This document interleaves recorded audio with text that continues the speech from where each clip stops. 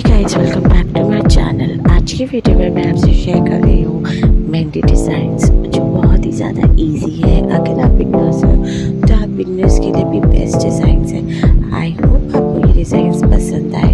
अपने friends and family में ज़रूर शेयर करना और मुझे ज़रूर बताना कि इसमें से आपकी सारी फेवरेट डिज़ाइन कौन सी है।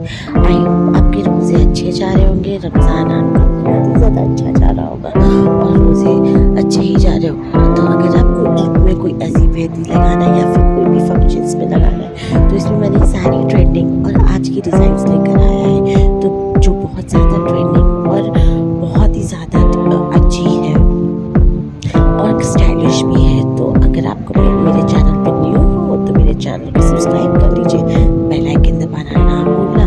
Thank for watching guys, take care, bye bye. अपने फ्रेंड्स एंड फैमिली में ज़रूर शेयर करना और मुझे नीचे कमेंट बॉक्स में ज़रूर बताना।